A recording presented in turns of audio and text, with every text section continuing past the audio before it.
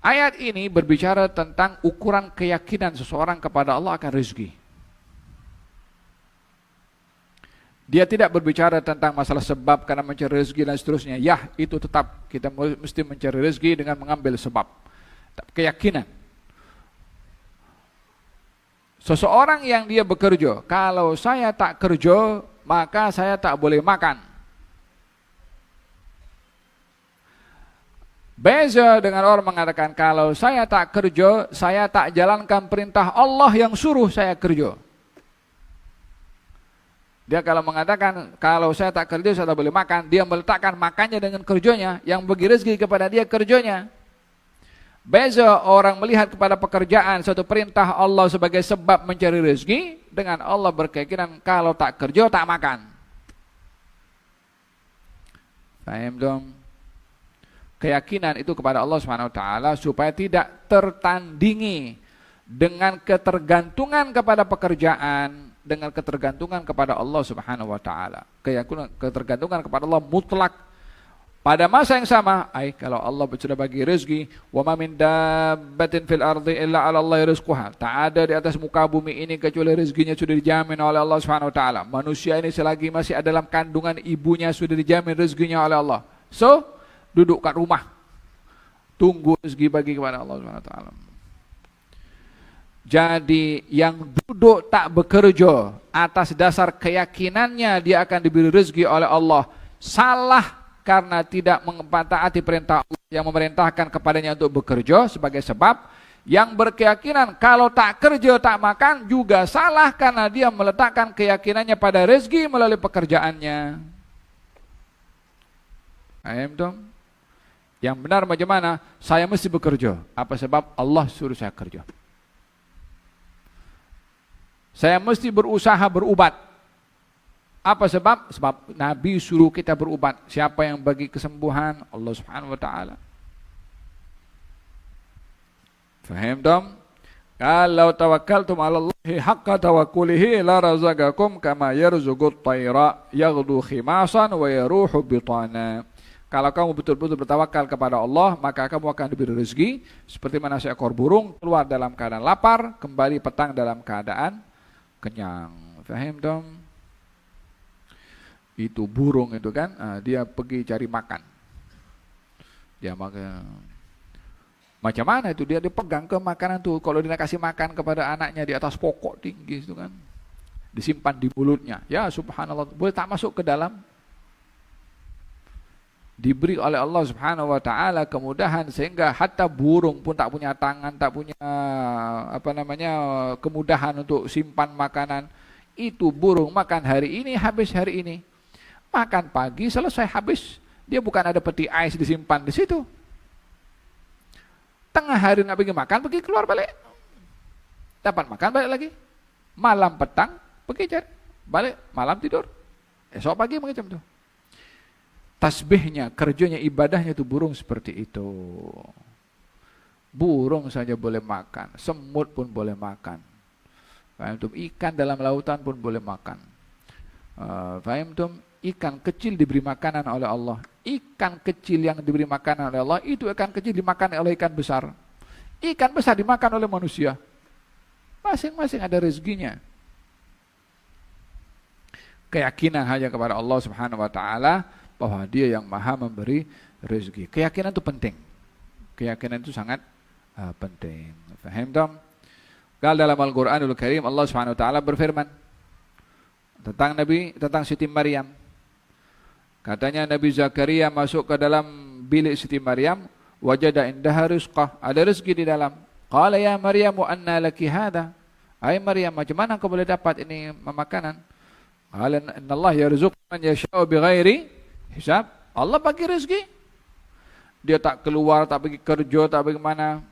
Bahkan makanan yang ada dalam bilik Maryam bukan musim pun kat luar. Faham dong? Waktu berlalu, Siti Maryam hamil, dia ingin makan. Allah Subhanahu wa taala suruh Siti Maryam, katanya wa huzzi ilaiki bijid'in nakhlati tusaqit alaiki rutaban janiyah.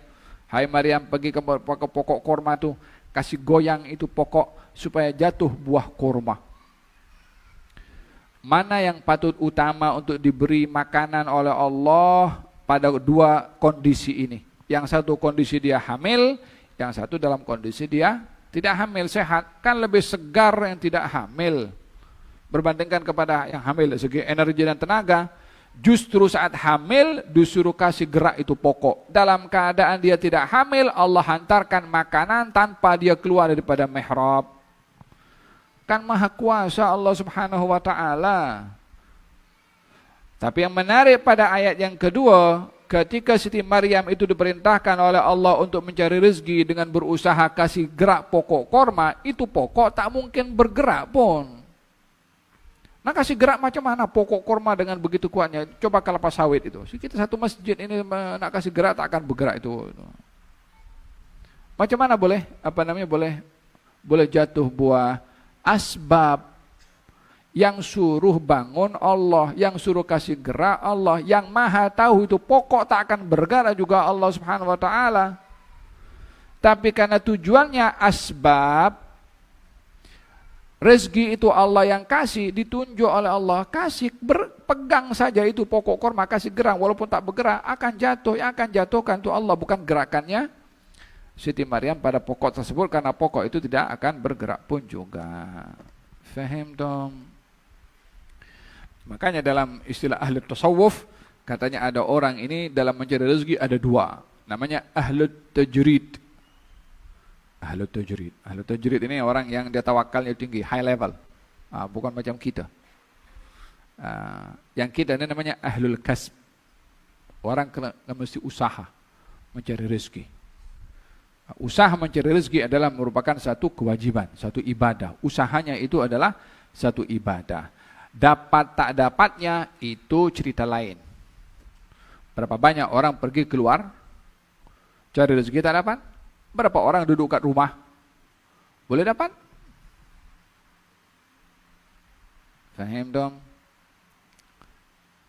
Gal zaman Sayyidina Umar bin Khattab ada orang duduk kat masjid. Time orang pergi kerja.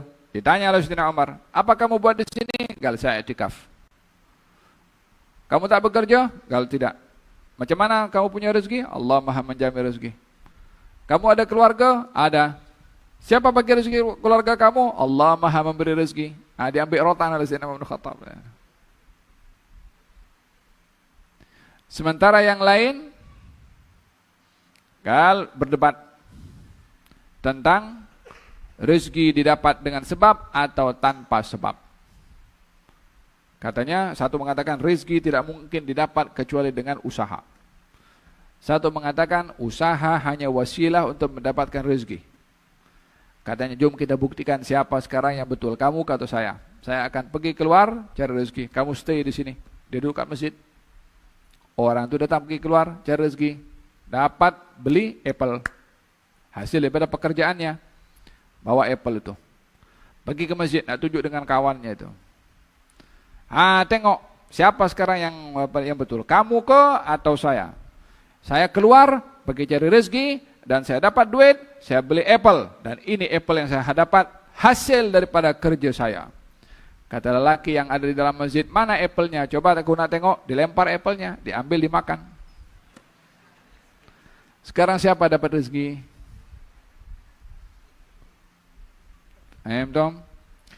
Gal Sayyidina Abu Bakar As-Siddiq datang kepada Rasulullah membawa harta untuk jihad. Ya Rasulullah, ini harta saya sumbangkan untuk jihad. Kata baginda Rasulullah, ya Abu Bakar, apa yang kamu tinggalkan untuk keluargamu? Aku tinggalkan kepada mereka Allah dan Rasulnya. Khalas. Datang Sayyidina Umar, bawa separuh daripada hartanya, serahkan kepada Nabi. Katanya, Umar, apa kamu tinggalkan untuk keluarga kamu? Gal separuh daripada hartaku, wahai Rasulullah. Sayyidina Abu Bakar datang kemudian setelah Sayyidina Umar. Kata baginda Rasulullah, apa kamu tinggalkan untuk keluargamu, wahai Abu Bakar? Aku tinggalkan mereka Allah dan Rasulnya. Perbedaan kamu berdua pada iman, ya, yang membedakan kata-katanya. Ini menunjukkan kesempurnaan Sayyidina Abu Bakar As-Siddiq ahlut tajrid. Yani tawakalnya itu sudah tak boleh nak diukur dengan kita punya level.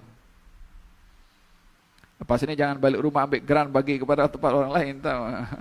Jangan cuba-cuba.